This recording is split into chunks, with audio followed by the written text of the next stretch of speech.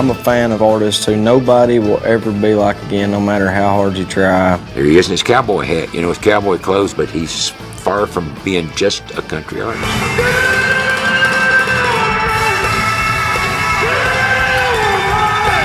They were like crazy wild in the 80s. I remember security guards saying, "This is crazier than the Guns N' Roses show." We would have some beer, we would have some whiskey, we would have some dancing girls, and then we would get very frisky.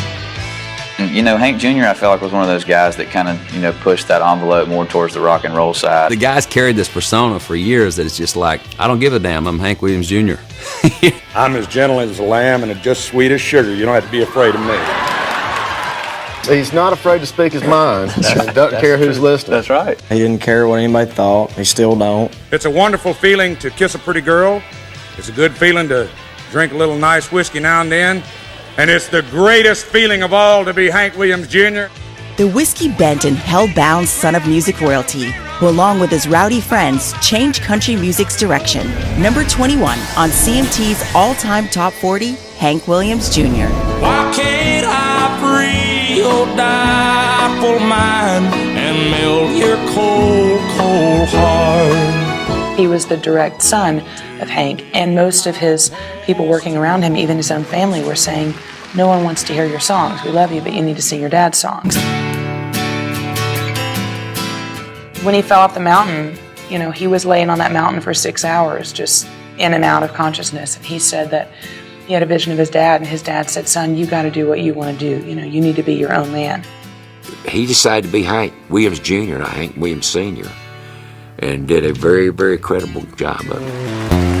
Man says it's the end of time. Mississippi River is going dry.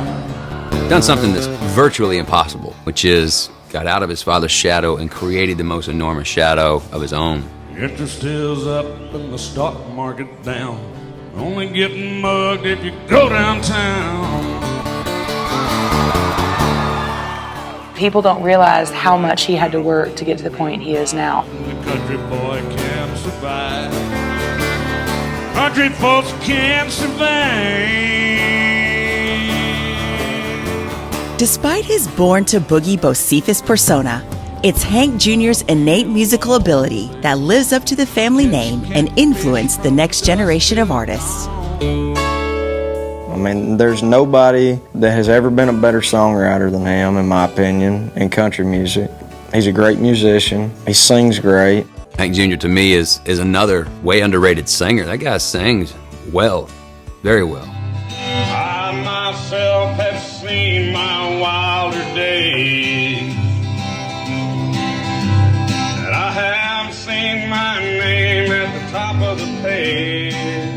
People think of him as the up-tempo party guy, and they don't know, like, he definitely had the Hank Sr.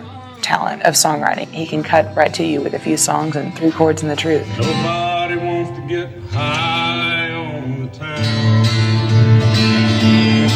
and all my rowdy friends have settled down. There's nothing that he's done that he sounds out of place doing. But he went from pretty straight-ahead ballads to doing family tradition. I am very proud of my daddy's name. Family Tradition, one of the biggest party songs out there. You get up and want to know, Hank, why do you drink? You get drunk.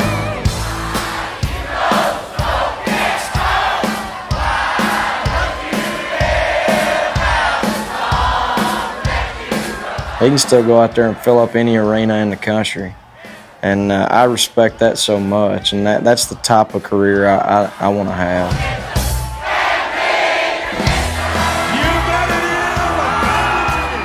When you go to a Hank Jr. show, you're going to see quality songwriting, quality musicianship, and you can party and you can cry, and it's kind of a whole great night in one, you know. To me, that's why Hank Jr. is one of the best artists of all time. Somebody don't know what is going on. They could kiss my ass.